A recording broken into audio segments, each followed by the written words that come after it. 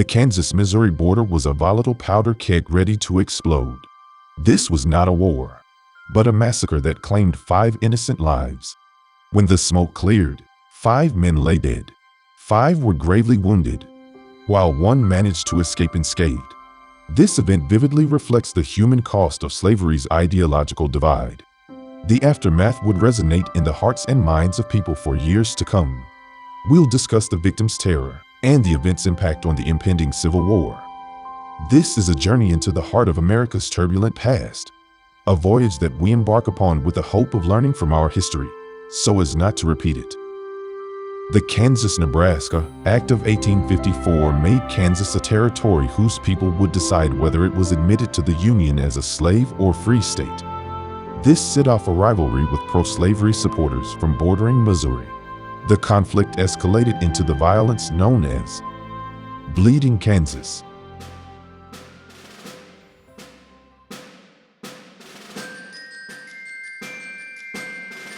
The old military trail can still be seen today from the Kansas scenic route through Linn County, Kansas. Drive down US 69 south from Kansas City. This highway is still to this day a beautiful historical road for interstate transportation. In 1836, President Andrew Jackson authorized $100,000 to build a military road from Fort Snelling, Minnesota to Fort Gibson in present-day Oklahoma. The Frontier Military Road was used to provide soldiers and supplies to the forts along the permanent Indian frontier. Westward bound settlers crossed and traveled the Frontier Military Road as they headed to new land and new lives. Pro- and anti-slavery forces made their way to this area on horseback and on foot in the fight over whether Kansas would be a free state or a slave state. Skirmishes could be heard in the woodlands nearby. The Potawatomi tribal members were marked from Indiana in 1938 to be related on Indian Territory lands. The river was named by French settlers. Marias des Cygnes translates to Marsh of Swans. Nearby the military trail rest stop lies Trading Post, said to be one of the oldest continuously occupied locations in Kansas. In 1842, the United States Army fort was built here. Shortly after the end of the Civil War, it was soon abandoned. The fort remained until 1865. The settlement was established in 1825 by French settlers. Today, there is a museum full of history.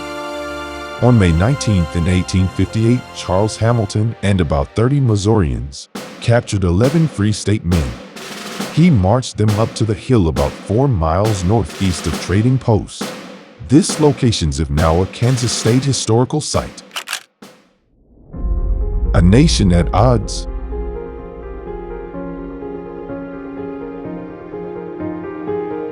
Imagine the fear of the men who were being marched to their death. Surely they knew what was about to happen.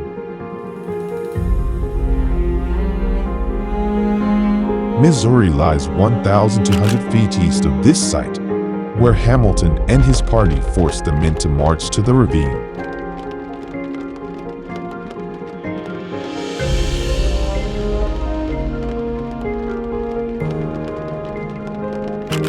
Nationally focused attention gave the state the name Bleeding Kansas.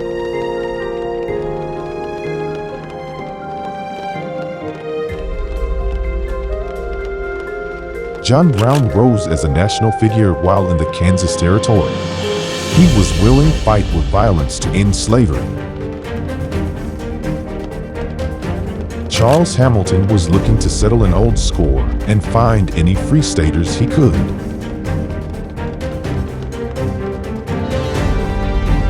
As the men and Hamilton's group neared the ravine, the Free State men must have felt an overwhelming feeling of impending doom.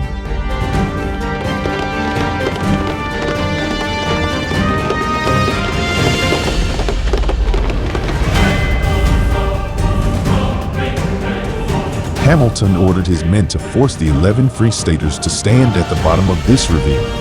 The men lined up with their guns aimed, and Hamilton gave the order. Open fire!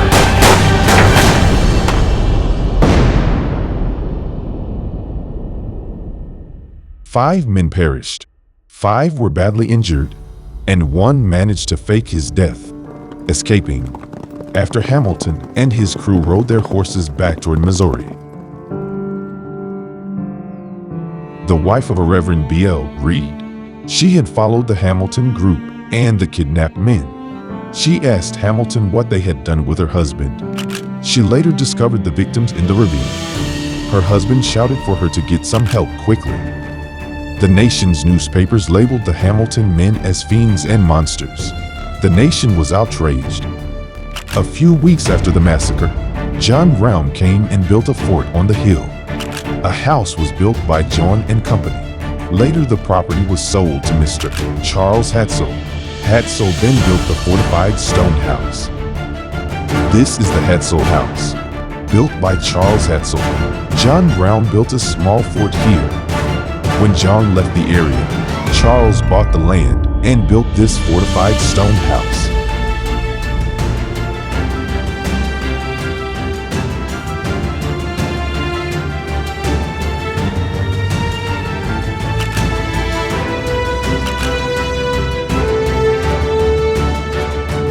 The Marius des Cygnes Massacre Memorial Park restored in 1962.